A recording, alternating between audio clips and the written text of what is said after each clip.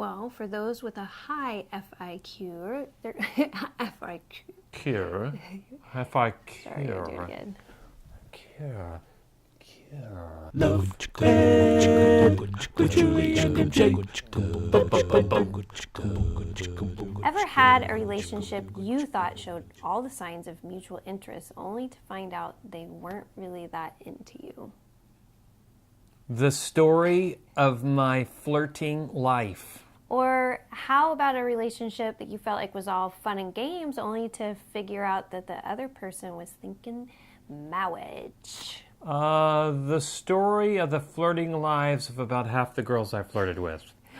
Join us today for our final episode of How to Flirt Like a Christian on Love Ed with Julie and MJ. Last week we said we had 2 secrets to flirting with confidence, one of them critical, one of them practical. We shared the critical secret then. If you missed it, it's critical. Go back and watch it. Today we're talking practical.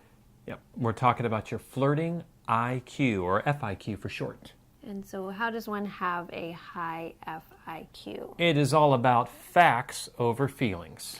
If you want to flirt with confidence, you have to learn to let the facts lead you. If you're going to let your feelings lead you, you're going to get into trouble. And we both get why you do it, though. I mean, letting your feelings lead is fun. It's why every pop song and every television and film romance encourages it. But Jules, what would flirting based on facts instead of feelings look like? For starters, those with a high FIQ are only going to flirt with people that have serious dating potential. So not the random gorgeous stranger on the other side of the room? Not unless you're in a movie. Yeah. Now, the downside of this is it's obviously going to dramatically limit the pool of people that you can flirt with, though you might still be able to flirt in a pool with people. But that's the point. Yeah, because the more random people you flirt with, the greater your chances of getting turned down. Or the greater your chances of getting into a relationship doomed to failure from the beginning. Yeah, so even with that, we know what crazy thoughts go through your head when you see that captivating stranger. If I don't talk to them right this instant, I may never have a chance to speak to them again. But is that faith? No, that's fear. Don't forget what we talked about last week. You can trust the sovereignty of God throughout the dating process, including that initial flirting stage. But if someone's a stranger, it's not like we're saying you can't talk to them. No, I just don't approach them like some immature hormonal teenager. Our viewer might be a hormonal teenager. Point well taken. If you are a hormonal teenager or young adult, I have an important announcement for you. You are not a slave to your hormones. You can choose to act like an adult. Strike up a real conversation where the goal isn't to express your feelings, but to get to know facts about them. So, in other words, instead of immediately confessing to them that you think they're so gorgeous you'd like a poster of them up on every wall of your home, why don't you first try to figure out if this is the sort of person you would trust to watch your home while you're gone on vacation? As Dr. John Van Epp shares in his relationship attachment model, you should only trust someone as much as you know them. Yeah, so that means facts.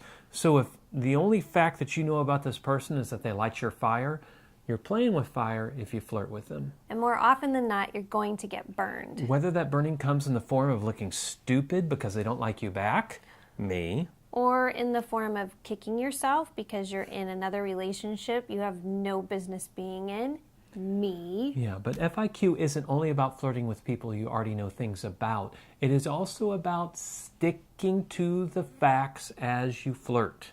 This means not jumping to conclusions. God, I was so bad about this, and I, of all people, should have known better. How so? Well, I mean, if I flirted with some girl, and she flirted back with me, I'd be like, she likes me.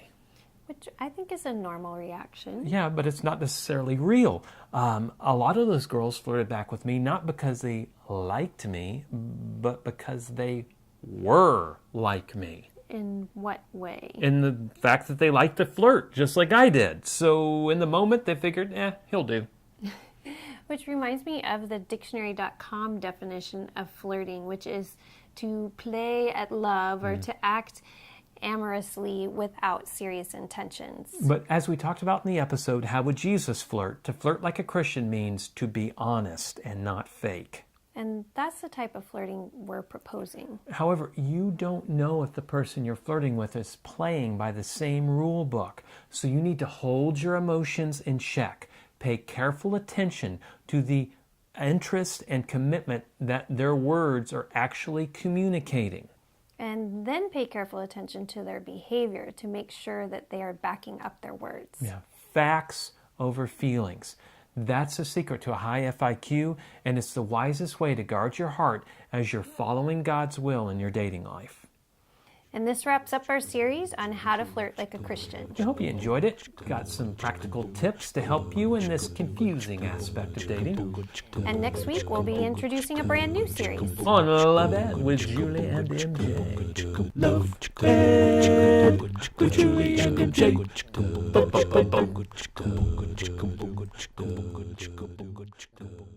That really helps me. You're such a memorized monster. You're amazing. That was such a mom thing to say.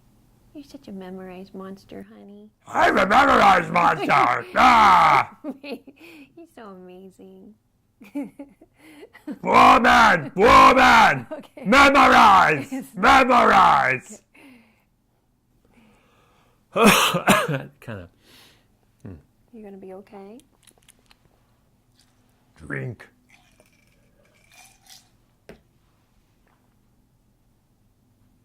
Okay, are you ready? Yes.